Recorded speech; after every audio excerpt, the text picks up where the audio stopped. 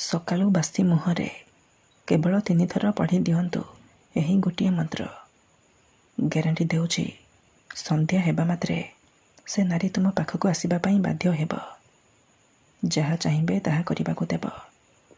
ତୁମର ସବୁ ଇଚ୍ଛା ପୂରଣ କରିବ। କେବଳ ସକାଳୁ ଉଠିବା ମାତ୍ରେ ବାସି ମୁହଁରେ ଏହି ମନ୍ତ୍ରକୁ ପଢ଼ିବାର ଅଛି। ତାପରେ ଦେଖିବେ ଚମତ୍କାର। ଗ୍ୟାରେଣ୍ଟି ଦେଉଛି, ଯେଉଁ ଝିଅ ପଟୁନଥିଲା ସେ ଝିଅ ପାଗେଳି ପରି ତୁମକୁ ଭଲ ପାଇବ। ପଡ଼ିଶା ଘର ସୁନ୍ଦରୀ ଭାଉଜ ହାତ ଧରି ରୁମ୍କୁ ଡାକିବ, ଆଉ ଯାହା ଚାହିଁବେ ତାହା କରିବାକୁ ଦେବ।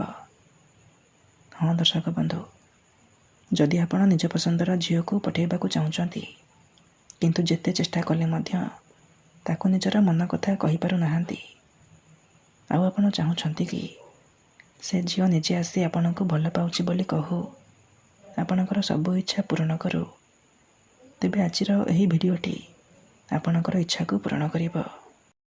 କାରଣ ଆଜିର ଏହି ଭିଡ଼ିଓଟିରେ ମୁଁ ଆପଣଙ୍କୁ ଶିଖାଇବି ଦୁନିଆର ସବୁଠାରୁ ମହାଶକ୍ତିଶାଳୀ ବଶୀକରଣ ମନ୍ତ୍ର। ଏହି ବଶୀକରଣ ମନ୍ତ୍ରକୁ ଆପଣ ସକାଳୁ ବାସି ମୁହଁରେ ପଢ଼ିବା ମାତ୍ରେ ଗ୍ୟାରେଣ୍ଟି ଦେଉଛି, ସୁନ୍ଦରୀରୁ ସୁନ୍ଦରୀ ଝିଅ ପଟିଯିବ। ପଡ଼ିଶା ଘର ଭାଉଜ ହାତ ଧରି ରୁମ୍କୁ ଡାକିବ, ଆଉ ଯାହା ଚାହିଁବେ ତାହା କରିବାକୁ ଦେବ। କୌଣସି ପ୍ରକାର ବାଧା ଦେବ ନାହିଁ। ନମସ୍କାର ଦର୍ଶକ ବନ୍ଧୁ, ଏସ୍ ମନ୍ତ୍ର ଚ୍ୟାନେଲରେ ଆପଣମାନଙ୍କୁ ସ୍ୱାଗତ। ଆଜିର ଏହି ବଶୀକରଣ ଦୁନିଆର ସବୁଠାରୁ ସହଜ କିନ୍ତୁ ମହାଶକ୍ତିଶାଳୀ ବଶୀକରଣ।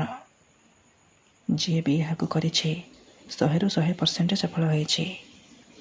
ବର୍ଷ ବର୍ଷ ଧରି ଭାଙ୍ଗି ଯାଇଥିବା ପୁରୁଣା ପ୍ରେମକୁ ଫେରାଇ ଆଣିପାରିଛି।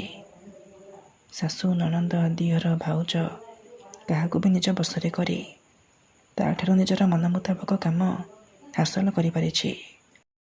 ଏହି ବଶୀକରଣକୁ ଆପଣ କିପରି କରିବେ, କେମିତି କରିବେ, ମୁଁ ଆପଣଙ୍କୁ ଶିଖାଇବି। ସମ୍ପୂର୍ଣ୍ଣ ପ୍ରୟୋଗ ବିଧି ଠିକ୍ ଭାବରେ ଶିଖାଇବି। ଜାଣିବା ପାଇଁ ମୋର ଆପଣମାନଙ୍କୁ ଅନୁରୋଧ କି ଆପଣ ଭିଡ଼ିଓଟିକୁ ମୂଳରୁ ଶେଷ ପର୍ଯ୍ୟନ୍ତ ପୁରା ଧ୍ୟାନର ସହିତ ଦେଖନ୍ତୁ। ତେବେ ଯାଇକି ଆପଣ ସମ୍ପୂର୍ଣ୍ଣ ପ୍ରୟୋଗ ବିଧି ଜାଣିପାରିବେ।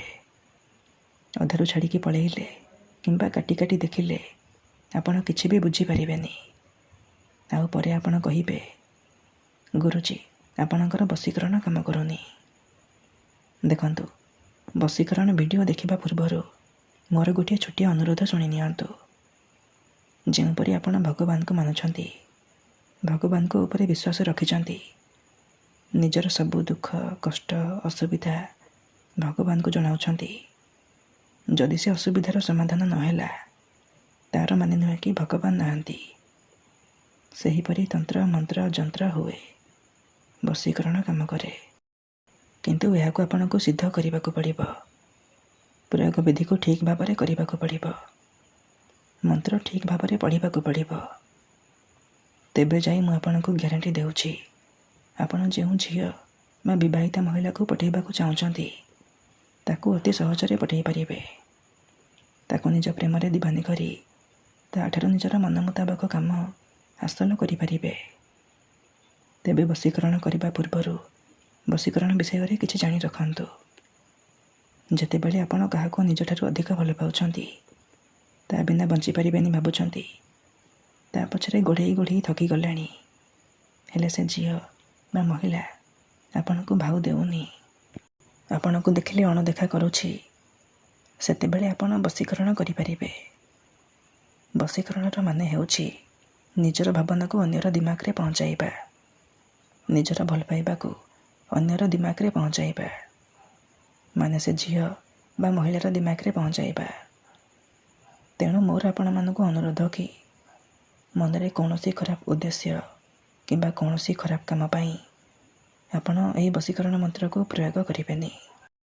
କାହିଁକି ନା ଏହି ବଶୀକରଣ ମନ୍ତ୍ର ହେଉଛି ସବୁଠାରୁ ସହଜ କିନ୍ତୁ ମହାଶକ୍ତିଶାଳୀ ବଶୀକରଣ ମନ୍ତ୍ର।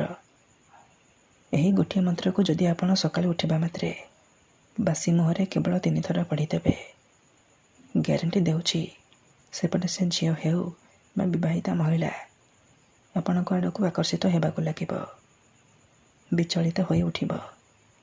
ଯେପର୍ଯ୍ୟନ୍ତ ଆପଣଙ୍କ ପାଖକୁ ଆସିନି, ଆପଣଙ୍କ ସହିତ ସମ୍ପର୍କ ରଖିନି, ସିଏ ଗୋଟେ ମୁହୂର୍ତ୍ତ ବି ରହିପାରିବନି। ତେଣୁ ତେଣୁ ଯଦି ଆପଣ ଏହି ବଶୀକରଣ କରିବା ପାଇଁ ଚାହୁଁଛନ୍ତି, ସେ ଝିଅ ବା ମହିଳାକୁ ପଠାଇବାକୁ ଚାହୁଁଛନ୍ତି, ତାକୁ ନିଜ ବଶରେ କରି ତାଠାରୁ ନିଜର ମନ ଚାହୁଁଥିବା କାମ ହାସଲ କରିବାକୁ ଚାହୁଁଛନ୍ତି, ତେଣୁ ମୋର ଆପଣମାନଙ୍କୁ ଅନୁରୋଧ କି ଆପଣ ଭିଡ଼ିଓଟିକୁ ପୁରା ଧ୍ୟାନର ସହିତ ମୂଳରୁ ଶେଷ ପର୍ଯ୍ୟନ୍ତ ଦେଖନ୍ତୁ।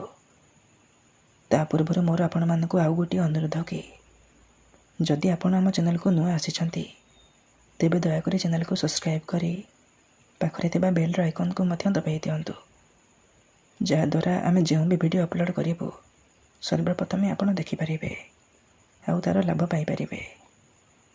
ମନେ ରଖନ୍ତୁ, ଏହି ବଶୀକରଣ ବିଧିକୁ ଆପଣ କେଉଁ ବି ବାରରେ କରିପାରିବେ, କିନ୍ତୁ ଯେବେ ବି କରିବେ ସକାଳୁ ବାସି ମୁହଁରେ କରିବେ। ବିନା ହାତ ଗୋଡ଼ ମୁହଁ ଧୋଇକି ସକାଳୁ ବାସି ମୁହଁରେ କରିବେ। ପ୍ରଥମେ ଆପଣ କ'ଣ କରିବେ, ଯେତେବେଳେ ରାତିରେ ଶୋଇବା ପାଇଁ ଯିବେ ଗୋଟିଏ ଗ୍ଲାସରେ ଚିନି ପାଣି ଆଣିବେ। ତାପରେ ସେ ପାଣି ଗ୍ଲାସକୁ ନିଜର ସାମ୍ନାରେ ରଖିବେ। ତାପରେ 7 ଥର ସେଇ ଝିଅ ବା ମହିଳାର ନାମ କହିବେ, ଯାହାକୁ ଆପଣ ପଠାଇବାକୁ ଚାହୁଁଛନ୍ତି, ଯାହାକୁ ଆପଣ ନିଜ ବଶରେ କରିବାକୁ ଚାହୁଁଛନ୍ତି। ପ୍ରଥମେ ଆପଣ ତାକୁ ମନେ ମନେ ଭାବିବେ, ତା'ର ମୁହଁକୁ ନିଜ ମନରେ ଭାବିବେ। ତାପରେ 7 ଥର ସେଇ ଝିଅ ବା ମହିଳାର ନାମ 7 ଥର କହିକି ଆପଣ ପାଣି ଗ୍ଲାସରେ 3 ଥର ଫୁଙ୍କିଦେବେ। ଏତିକି କରିସାରିବା ପରେ ଆପଣ ସେ ପାଣି ଗ୍ଲାସକୁ ନିଜର ଶୋଇବା ଖଟ ତଳେ ରଖିକି ଆପଣ ଶୋଇପଡ଼ିବେ। ଯଦି ଆପଣ ଖଟରେ ଶୋଉନାହାନ୍ତି, ତଳେ ଶୋଉଛନ୍ତି, ତେବେ ଆପଣ ସେହି ପାଣି ଗ୍ଲାସକୁ ନିଜର ମୁଣ୍ଡ ପାଖରେ ରଖିକି ଆପଣ ଶୋଇପଡ଼ିବେ। ସକାଳୁ ଉଠିବା ମାତ୍ରେ ଆପଣ ବାସି ମୁହଁରେ ବିନା ହାତ ଗୋଡ଼ ମୁହଁ ଧୋଇକି ଆପଣ ବାସି ମୁହଁରେ ଆଖି ବନ୍ଦ କରିକି ସେହି ଝିଅ ବା ମହିଳାକୁ ମନେ ମନେ ଭାବିବେ, ତା'ର ମୁହଁକୁ ନିଜ ମନରେ ଭାବିବେ। ତାପରେ ଏହି ମନ୍ତ୍ରକୁ 3 ଥର ପଢ଼ିବେ ଆଉ 3 ଢୋକ ପାଣି ଆପଣ ପିଇଦେବେ। ଦେଖନ୍ତୁ, ମନେକର ଆପଣ ଯେଉଁ ଝିଅ ବା ମହିଳାକୁ ପଠାଇବାକୁ ଚାହୁଁଛନ୍ତି ତା'ର ନାମ ହେଉଛି ମମତା। ତେବେ ଆପଣ ମନ୍ତ୍ରକୁ ଏହିପରି ପଢ଼ିବେ, ମମତା ତୀବ୍ର ବଶୀଭୂତମ୍।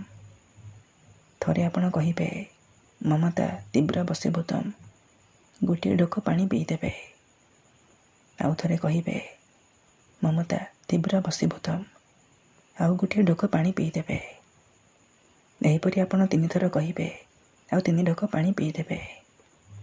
ଏହିପରି ଆପଣ ଲଗାତାର 3 ଦିନ ପର୍ଯ୍ୟନ୍ତ ସକାଳୁ ଉଠିବା ମାତ୍ରେ ବାସି ମୁହଁରେ କରିବେ।